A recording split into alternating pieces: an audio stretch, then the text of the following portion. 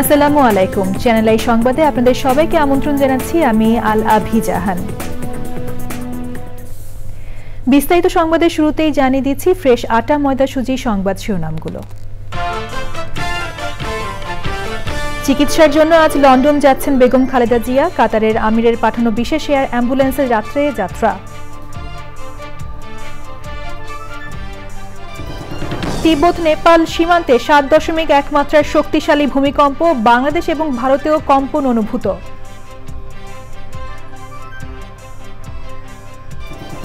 পরিবেশ প্রকৃতি সংরক্ষণে গাজীপুরে যাত্রা শুরু করল প্রকৃতি ও জীবন ক্লাব। ভবিষ্যৎ প্রজন্মের বাসযোগ্য ধরিত্রী বিনির্মাণে ঐক্যবদ্ধভাবে কাজ করার তাগিদ।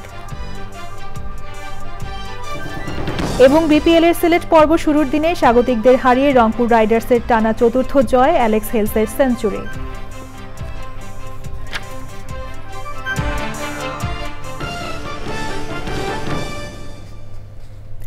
সংবাদ শিরোনামগুলো জানাছিলাম। এখনকার এই সংবাদ আয়োজন একই সঙ্গে চ্যানেল আই এর ইউটিউব চ্যানেলে এবং চ্যানেল আই এর ওটিটি প্ল্যাটফর্ম আই স্ক্রিনে লাইভ স্ট্রিম হচ্ছে।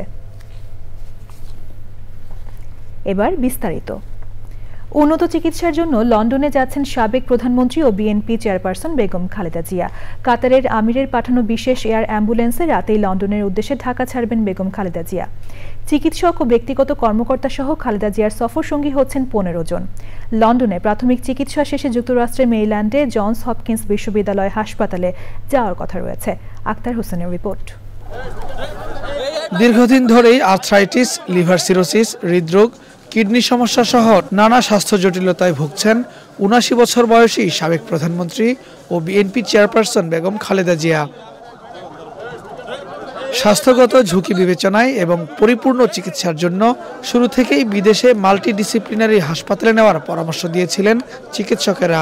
কিন্তু বিগত সরকারের সময় দল ও পরিবারের পক্ষ থেকে দেওয়া বিদেশে যাওয়ার আবেদন ফিরিয়ে দেওয়া হয় অন্তত 20 বার। দেখেন, আমার কাছে এটা আইনের দিক দিয়ে দেখতে হবে। হাসিনা সরকারের এমন নেতিবাচক আচরণকে চরম মানবতা বিরোধী ও রাজনৈতিক প্রতিহিংসার বহিঃপ্রকাশ বলে আসছে বিএনপি। খালেদা জিয়ার স্থায়ী মুক্তি ও বিদেশে চিকিৎসার সুযোগ চেয়ে বেশ কয়েক বছর ধরেই দেশব্যাপী টানা প্রতিবাদ কর্মসূচি পালন করেছে দলটি। তবে 24 জুলাই আগস্ট ছাত্র জনতার অভ্যুত্থানের মধ্য দিয়ে পাল্টায় দৃশ্যপট। সব অভিযোগ থেকে দায়মুক্ত হন খালেদা জিয়া। আপিল বিভাগের রায়ে দুদকের 2 মামলায় খালাস পাওয়ার পাশাপাশি রাজনৈতিক হয়রানিমূলক 37টি মামলাই বাতিল হয় বেগম জিয়ার। অভ্যুত্থানের পরদিনই নিজের পাসপোর্ট ফিরে পান বিএনপি চেয়ারপারসন। এরপর শুরু হয় বিদেশে যাওয়ার প্রক্রিয়া। 27 নভেম্বর যুক্তরাষ্ট্রের ভিসা আবেদনের জন্য আঙ্গুলের ছাপ দেন। যুক্তরাষ্ট্র ছাড়াও যুক্তরাজ্য ও সৌদি আরবের ভিসা নিয়েছেন খালেদা জিয়া। সবশেষ 2017 সালের 16 জুলাই চিকিৎসা নিতে যুক্তরাজ্য গিয়েছিলেন খালেদা জিয়া। ওই বছরের 18 অক্টোবর দেশে ফিরেন তিনি। সে সময় খালেদা জিয়া যুক্তরাজ্যের চিকিৎসক ডাক্তার হ্যাডলি ব্যারির চিকিৎসা সেবা নিয়েছিলেন। বেগম খালেদা জিয়ার এবারের সফর শুধু চিকিৎসার জন্যই তাৎপর্যপূর্ণ নয়, বরং দীর্ঘ 7 বছর পর লন্ডনে থাকা বড় ছেলে বিএনপির ভারপ্রাপ্ত চেয়ারম্যান তারেক রহমান ও তার পরিবারের সদস্যদের সঙ্গে দেখা হবে। তার সঙ্গে রয়েছে আরেক ছেলে প্রয়াত আরাফাত রহমান কোকোর স্ত্রী ও তার পরিবার। Akhtar Hossain, channel I, Dhaka. রাজধানী ঢাকা সহ দেশের বিভিন্ন অঞ্চলে মঙ্গলবার সকালে ভূমিকম্প অনুভূত হয়েছে। মার্কিন ভূতাত্ত্বিক সংস্থা ইউএসজিএস জানায়, ভূমিকম্পটির উৎপত্তিস্থল তিব্বত নেপাল সীমান্তে চীনের জিজাং স্বায়ত্তশাসিত অঞ্চলে। রিক্টার স্কেলে এর মাত্রা ছিল 7.1। ভূপৃষ্ঠ থেকে এর গভীরতা ছিল 10 কিলোমিটার। আবহাওয়া অধিদপ্তর সূত্র জানিয়েছে, সকাল 7:05 রাজধানী ঢাকা সহ দেশের বিভিন্ন স্থানে ভূমিকম্প অনুভূত হয়েছে। সে সময় ভারতের বিহার ও আসাম সহ বিভিন্ন অঞ্চলও কেঁপে ওঠে। ভূমিকম্পের পর উৎপত্তিস্থলের কাছে আরও 2 দফা কম্পন হয়েছে। এখনও ক্ষয়ক্ষতির খবর পাওয়া যায়নি। শক্তিশালী তুষার ঝড়ে বিপর্যস্ত হয়ে পড়েছে যুক্তরাষ্ট্রের জনজীবন। ঝড়ে কয়েক হাজার ফ্লাইট বিলম্বিত ও বাতিল করা হয়েছে। দেশটির 30টি অঙ্গরাজ্যের 6 কোটিরও বেশি মানুষ দুর্যোগের কবলে পড়েছেন। 7টি অঙ্গরাজ্যে জরুরি অবস্থা জারি করা হয়েছে। এটি 1 দশকেরও বেশি সময়ের মধ্যে সবচেয়ে ভয়াবহ তুষার ঝড়ের পরিস্থিতি বয়ে আনতে পারে বলে আশঙ্কা করা হচ্ছে। বিস্তারিত জাকিয়া আক্তারের রিপোর্টে। এক দশকের বেশি সময়ের মধ্যে ভয়াবহ তুষারঝড় ও শীতলতম তাপমাত্রার মুখে যুক্তরাষ্ট্রবাসী।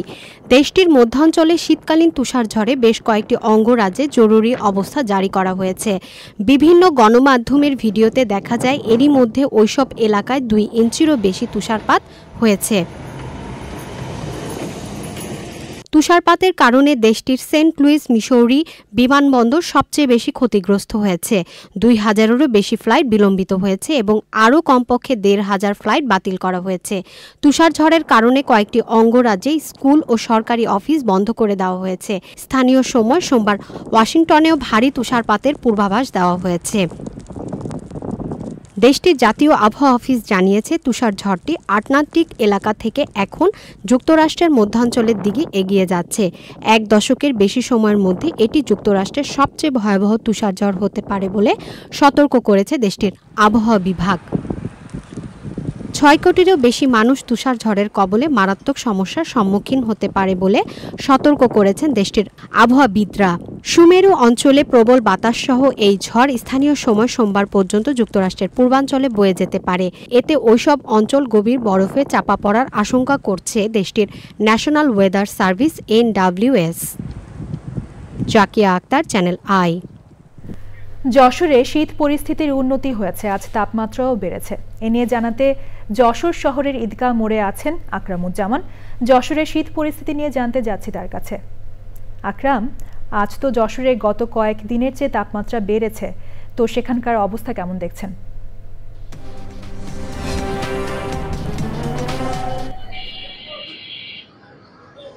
আলভি, আপনি যেমনটা বলছিলেন যশোরের তাপমাত্রার উন্নতি হয়েছে। আপনার মাধ্যমে আমি জানাতে চাই যে গত কয়েকদিনে যশোরের হঠাৎ করে তাপমাত্রা কমতে থাকে এবং বলা চলে জানুয়ারির প্রথম সপ্তাহ থেকে এই অঞ্চলে তাপমাত্রা কমতে থাকে, যা 10 ডিগ্রি পর্যন্ত এসে নামে। আপনি জানেন যে দক্ষিণের জেলাগুলোতে প্রতি বছরই গরম এবং শীতকাল আসলেই তাপমাত্রার পরিবর্তন হয়। এটা আবহাওয়াবিদরা বলেছেন এবং পরিবেশবিদরা বলেছেন যে জলবায়ুর বিরূপ প্রভাবের কারণে এই অঞ্চলের মূলত তাপমাত্রা কমতে থাকে এবং বাড়তে থাকে। গ্রীষ্মের সময় তাপমাত্রা যেমন মাত্রাতিরিক্ত হয়ে যায় এবং শীতের সময় ঠিকই তেমন তাপমাত্রা কমতে থাকে। আমাকে যশোর বিমানবাহী নিয়ন্ত্রিত আবহাওয়া অফিস থেকে জানিয়েছেন যে আজ যশোরের তাপমাত্রা 12.2 ডিগ্রি সেলসিয়াস, যা গতকাল ছিল 10.6 ডিগ্রি সেলসিয়াস। এটি আরো বাড়তে থাকবে বলে আমাকে জানিয়েছেন। কিছুটা উন্নতি শুরু হয়েছে, তবে আবহাওয়াবিদরা বলেছেন যে আগামী 2-1 দিনের ভিতরে একটি বৃষ্টিপাত হয়ে আবার তাপমাত্রা কমতে থাকবে। তবে এখানকার জীবনযাত্রার পরে যেটা দেখছি যে গত কয়েকদিন মানুষের শহরের উপস্থিতি কম ছিল, এখন বাড়তে আছে। আমাকে কৃষি বিভাগের পক্ষ থেকে আমি তথ্য পেয়েছি যে এই জেলায় 1,60,000 হেক্টর জমিতে বোরো আবাদ করা হচ্ছে। সেই লক্ষ্যে 7,776 হেক্টর জমিতে বীজতলা রয়েছে। এই সমস্ত বীজতলা ঘন কুয়াশায় এবং তীব্র শীতের কারণে কোল্ড ইঞ্জুরির আশঙ্কায় ছিল, সেটি চলমান তাপমাত্রার কারণে কিছুটা ঝুঁকিমুক্ত বলে আমাকে কৃষি বিভাগ জানিয়েছে। এই ছিল যশোর থেকে আমার কাছে সর্বশেষ তথ্য। ধন্যবাদ আকরাম। কানাডার প্রধানমন্ত্রী জাস্টিন ট্রুডো পদত্যাগ করবেন বলে ঘোষণা দেওয়ার পর কানাডা জুড়ে চলছে আলোচনা হচ্ছে বাংলাদেশি কমিউনিটির মানুষের মধ্যেও। কবে ট্রুডো পদত্যাগ করবেন এবং এর ফলে আগাম নির্বাচনের সম্ভাবনা আছে কিনা, এ নিয়ে চলছে জল্পনা কল্পনা। কানাডা থেকে জানাচ্ছেন সঞ্জয় চাকি। জাস্টিন ট্রুডোর পদত্যাগের ঘোষণাকে কেন্দ্র করে বিশ্বের অন্যান্য দেশের মতো কানাডাতেও কিন্তু নানা ধরনের প্রশ্ন তৈরি হয়েছে। তিনি কি সত্যি পদত্যাগ করেছেন না পদত্যাগ করতে যাচ্ছেন, এই বিষয়ে আসলে ট্রুডো কি বলেছেন আমরা একটু দেখব। As party leader, as prime minister, after the party selects its next leader through a robust, nationwide, competitive process. Okay. Last night I asked the president. Trudeau already ঘোষণা করেছেন তিনি কানাডার যে লিবারেল পার্টি প্রেসিডেন্ট তাকে বলেছেন নতুন leader আনতে। তাহলে তিনি কবে পদত্যাগ করতে যাচ্ছেন এ বিষয়ে আমরা কথা বলেছি স্কারবোরো সাউথ ওয়েস্টের লিবারেলের যে নেতা এক্স প্রেসিডেন্ট এবং বর্তমানে পলিসি চেয়ার মিস্টার কফিলউদ্দিন পারভেজের সঙ্গে। তো জাস্টিন ট্রুডো আসলে কবে পদত্যাগ করতে পারেন? ধন্যবাদ সঞ্জয় চাকি। জাস্টিন ট্রুডো এখনো পদত্যাগ করেননি, তিনি পদত্যাগের ঘোষণা দিয়েছেন। তিনি পদত্যাগ করবেন আগামী মার্চের 24 তারিখ পর্যন্ত। তিনি পার্টির লিডার হিসেবে থাকবেন এবং প্রাইম মিনিস্টার হিসেবে থাকবেন পার্টির নতুন লিডার নেতৃত্ব আসা পর্যন্ত, তারপর তিনি রিজাইন করবেন। তো তিনি জাস্টিন ট্রুডো রিজাইন করলে কি আগামী নির্বাচনের কোনো আশঙ্কা আছে, না অক্টোবর পর্যন্ত চলবে এই গভর্নমেন্ট? সেক্ষেত্রে আপনারা জানেন যে লিবারাল পার্টি এখন মাইনরিটি গভর্নমেন্ট, সেক্ষেত্রে তৃতীয় দল এনডিপি যদি তাদেরকে সেই সমর্থন দেয় মার্চে, তখন হয়তো আগামী নির্বাচনের কোনো সম্ভাবনা নেই। যদি তারা সমর্থন উইথড্র করে তাহলে আবার সেই নির্বাচন ডিক্লেয়ার হবে। আসলে এই সব প্রশ্নের উত্তর পাওয়া যাবে 24শে মার্চের পর। তো এখন পর্যন্ত আমার কাছে এই আপডেট কানাডার রাজনীতির। পরিবেশ প্রকৃতি সংরক্ষণে গাজীপুরে যাত্রা শুরু করল প্রকৃতি ও জীবন ক্লাব। উদ্বোধনী অনুষ্ঠানে প্রাণ প্রকৃতি রক্ষার অভিযাত্রাকে এগিয়ে নেওয়ার প্রত্যয় জানান ক্লাব সদস্যরা। ভবিষ্যৎ প্রজন্মের বাসযোগ্য ধরিত্রী বিনির্মাণে ঐক্যবদ্ধ ও দায়িত্বশীলভাবে কাজ করার তাগিদ দেন প্রকৃতি ও জীবন ফাউন্ডেশনের চেয়ারম্যান বীর মুক্তিযোদ্ধা মুকিত মজুমদার বাবু। মাসুদ পারভেজের ভিডিও চিত্রে আফরোজা হাসির রিপোর্ট। উন্নয়নের নামে নির্বিচারে প্রকৃতি ধ্বংসের ফলে হুমকিতে বিশ্ব। পরিস্থিতির উন্নয়নে ভবিষ্যৎ প্রজন্মের নিরাপদ পৃথিবী গড়তে পরিবেশ প্রতিবেশ সুরক্ষায় নিরলসভাবে কাজ করে যাচ্ছে প্রকৃতি ও জীবন ক্লাব।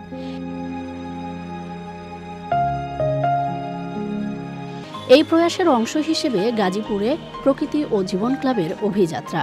বৃক্ষরোপণের মাধ্যমে ক্লাবের উদ্বোধন করেন প্রকৃতি বন্ধু বীর মুক্তিযোদ্ধা মুকিত মজুমদার বাবু।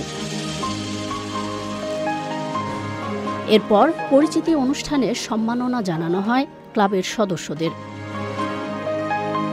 সুন্দর ও নির্মল পরিবেশ গড়তে সবুজায়ন আন্দোলনে কার্যকর ভূমিকার অঙ্গীকার ক্লাবের সদস্যদের।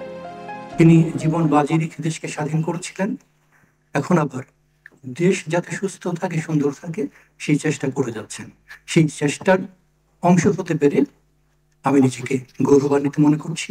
আমাদের যে লক্ষ্য উদ্দেশ্যগুলো আছে, আমরা ওই গাজীপুরের যে জীববৈচিত্র্য আছে, প্রাকৃতিক পরিবেশ আছে, এই সমস্ত বিষয় নিয়ে আমরা কাজ করবো। এই প্রকৃতি নিয়েই কাজ করছে প্রকৃত জীবন ফাউন্ডেশন। আমার এখানে একাত্ম হওয়া, নিবেদিত প্রাণ হয়ে যাওয়া, এটা তো আমাদের আকাঙ্ক্ষা থাকার কথা। আজকে সেটা পরিপূর্ণ হলো। নদী তার যে জীবন আছে, তার যে একটা চলবার ক্ষমতা আছে, এটা আমরা হারিয়ে ফেলছি আমাদের নগরায়নের ভিতর দিয়ে, চিন্তার ভিতর দিয়ে আমরা হারিয়ে ফেলেছি। যারা প্রকৃতি নিয়ে কাজ করতে চায়, পরিবেশ নিয়ে কাজ করতে চায়, তাদের মধ্যে একটা প্রকৃতি ভাবনা তৈরি করা, অর্থাৎ এই একটা এডুকেশন দেওয়া। আর এই এডুকেশনটা কি করবে? আমার কিন্তু নলেজটা বাড়বে। স্কিল হলেই কিন্তু অ্যাওয়ারনেস আসবে, আর অ্যাওয়ারনেস আসলেই কিন্তু কনজারভেশনটা আসবে। জলবায়ুর বিরূপ প্রভাব থেকে সভ্যতা রক্ষায় সবাইকে উদ্যোগী হওয়ার আহ্বান জানান প্রকৃতি বন্ধু বীর মুক্তিযোদ্ধা মুকিত মজুমদার বাবু। তো জয়দেবপুর পরে হয়ে গেল গাজীপুর, কিন্তু নাম বদলানো হয়েছে, কিন্তু পরিবেশ প্রকৃতির অবস্থা শোচনীয় হয়ে গেছে। যারা ব্যবসায়ী এবং যারা ক্ষমতার কাছাকাছি, তারাই কিন্তু সবচেয়ে বেশি ক্ষতি করেছে এই গাজীপুরের। একটা তো নদীতে ফেলছি আমরা বর্জ্য, আরেকটা হচ্ছে ডিপ টিউবওয়েল দিয়ে মাটির নিচে ফেলছি, এবং এইটার মতো গুরুতর অপরাধ আর হতে পারে না। আমরা ভুলে যাই আমি নিজেও সমস্যায় পড়বো, আমার ভবিষ্যৎ প্রজন্ম সমস্যায় পড়বে, এবং আমি কিন্তু দেশেরও ক্ষতি করলাম। এই দুষ্কর্মগুলো কিন্তু আমাদের ঠেকাতে হবে। আমরা যেই ভাবে আগালে আমাদের এই সমস্যার সমাধান হবে, সেটাই করতে হবে। দেশটা আমাদের, আর এই দেশটাকে ভালো রাখার দায়িত্ব আমাদের সবার। শুধু দেশেই নয়, আত্মমানবতার সেবার পাশাপাশি প্রাণ প্রকৃতি রক্ষার বার্তা বিশ্বব্যাপী ছড়িয়ে দিতে সংযুক্ত আরব আমিরাত ও মালয়েশিয়াতেও চলমান প্রকৃতি ও জীবন ক্লাবের কার্যক্রম। আফরোজা হাসি, প্রকৃতি ও জীবন ডেস্ক, চ্যানেল আই।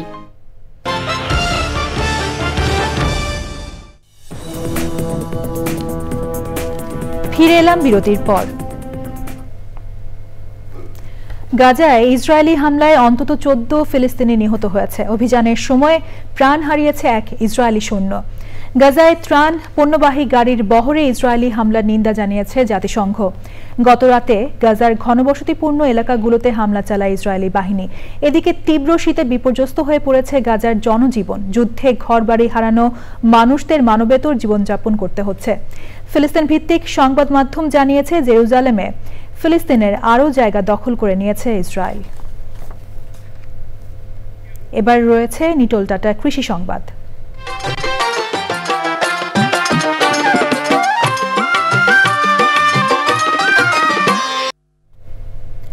বোরো মৌসুমের শুরুতেই বীজতলা তৈরি ও পরিচর্যায় ব্যস্ত সময় পার করছেন চাষিরা। ধানের চারা যাতে নষ্ট না হয় তাই বেড পদ্ধতি তৈরি সহ নিরাপদ ও আদর্শ বীজতলা তৈরি করছেন তারা। মেহেরপুর প্রতিনিধি গোলাম মোস্তফার রিপোর্ট। মেহেরপুরে বোরো ধানের চারা সংকট এড়াতে ও পুষ্ট চারা পেতে কৃষি বিভাগের পরামর্শে আদর্শ বেড পদ্ধতিতে বীজতলা তৈরি করেছেন চাষিরা। তাই চাষিদের এখন ব্যস্ত সময় কাটছে বোরো বীজতলায়। আবহাওয়া ভালো থাকায় এবার ধানের চারাও ভালো হয়েছে। গত বছরে বীজেরও সমস্যা হইল, আবার আবহাওয়া খারাপ ছিল, এই জন্য চারার খুব সমস্যা ছিল। কিন্তু এবছরে চারা এ পর্যন্ত ভালো আছে। কৃষি বিভাগ থেকে আমরা এর আগে চারা দিতাম এক ঢালা, এখন আমরা কৃষি বিভাগের ইতে থেকে আমরা চারা দিই বেড করি। এতে আমাদের চারা ফলন হয় বেশি, চারা উন্নত হয় বেশি। তবে চাষিরা বোরো আবাদের শুরুতেই সার নিয়ে চিন্তিত। ধান লাগাবো 2 বিঘা, তো ধান আগে যদি সার পাবো কিনা, ভরসা যদি কম পাই তাহলে তো আমরা আবার তুলতে পারবো না। এখন যদি সরকার যদি আমাদের একটু সুযোগ সুবিধা করে দিত তাহলে আমরা ধান চাষটা ঠিক মতন করতে পারতাম। বোরো আবাদের লক্ষ্যমাত্রা পূরণে বীজতলা যাতে নষ্ট না হয় সে বিষয়ে চাষিদের বিভিন্ন পরামর্শ দিচ্ছে কৃষি বিভাগ। এবার আবহাওয়া অনুকূলে থাকায় চারা এত সুন্দর হয়েছে, আমাদের যে টার্গেট ছিল আমি মনে করি টার্গেট থেকেও অনেক বেশি হবে। আর চারা যাতে কোল্ড ইঞ্জুরিতে না ভোগে এই জন্য তারা আগে ভাগে যেমন চারা দিয়েছে, আমরা তাদের পলিথিন ব্যবহার করার কথাও বলছি, যাতে তাদের নির্বিঘ্নে চারা তুলতে পারে সেই পরামর্শ আমরা সবসময় দিয়ে যাচ্ছি। চলতি বোরো মৌসুমে আবাদের লক্ষ্যমাত্রা ধরা হয়েছে 19,427 হেক্টর জমিতে। এই লক্ষ্যমাত্রা পূরণে 978 হেক্টর জমির বীজতলা তৈরি করা হয়েছে। মেহেরপুর থেকে গোলাম মোস্তফা, চ্যানেল আই। এবার প্রকৃতি সংবাদ।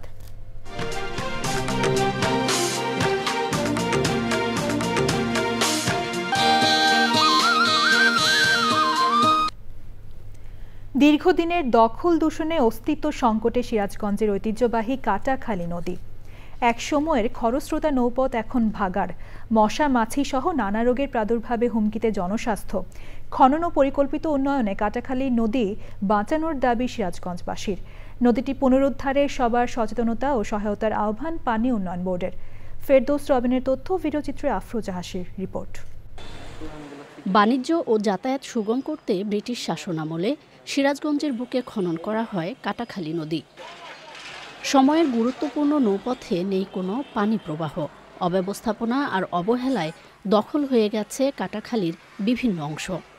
দুর্নীতি ও অনিয়মে এর আগে নদী খনন ও সৌন্দর্য বর্ধনে কোটি টাকার প্রকল্পের সুফল না আসায় স্থানীয়দের দুঃখের কারণ কাটাখালী নদী। পয়লা আবর্জনায় ভর্তি, সেখানে মানুষ সুস্থ পরিবেশ তো দূরের কথা, এখান দিয়ে হেঁটে যাওয়াই কষ্টকর। দুর্নীতি বন্ধ করে যদি আমরা কাজ করি তাহলে দেখা যাবে এই কাটাখালী সৌন্দর্য বর্ধন করবে, পরিবেশ দূষণ মুক্ত করবে। ব্রিজের যেমন এক প্রকার ঐতিহ্য আছে এই দেশে, এই খালের যেন ওই ঐতিহ্য সারা দেশে যেন ছড়িয়ে পড়ে, এই পরিকল্পনা নিয়ে কাজ করা হোক। শুষ্ক মৌসুমে যেন পানি থাকে সেই ব্যবস্থা যতদিন পর্যন্ত না করবে ততদিন পর্যন্ত এটা আসলে সমস্যার সমাধান হবে না। তবে বিপর্যস্ত পরিস্থিতির জন্য স্থানীয়দের অসচেতনতাকেই দায়ী করছে পানি উন্নয়ন বোর্ড। এই নদীর যে খননটা হয়েছে, আমাদের খননটা ভালো হয়েছে এবং খননটা এখনো আছে। তবে যদি ময়লাগুলো সরানো যায় তাহলে আপনার খনন আপাতত প্রয়োজন হবে না। ঐতিহ্যবাহী কাটাখালী নদী বাঁচাতে দীর্ঘমেয়াদী কার্যকর পরিকল্পনার প্রত্যাশা শহরবাসীর। আফরোজা হাসি, প্রকৃতি ও জীবন ডেস্ক, চ্যানেল আই। সবশেষে ফ্রেশ আটা ময়দা সুজি সংবাদ শিরোনামগুলো জানিয়ে দিচ্ছি আরও একবার। চিকিৎসার জন্য আজ লন্ডন যাচ্ছেন বেগম খালেদা জিয়া। কাতারের আমিরের পাঠানো বিশেষ এয়ার অ্যাম্বুলেন্সে রাতে যাত্রা। তিব্বত নেপাল সীমান্তে 7.1 মাত্রার শক্তিশালী ভূমিকম্প। বাংলাদেশ এবং ভারতেও কম্পন অনুভূত।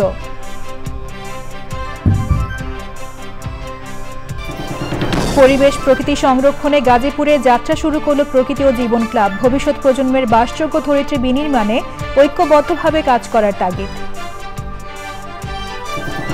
এবং বিপিএল এর সিলেট পর্ব শুরুর দিনে স্বাগতিকদের হারিয়ে রংপুর রাইডার্সের টানা চতুর্থ জয়, অ্যালেক্স হেলসের সেঞ্চুরি।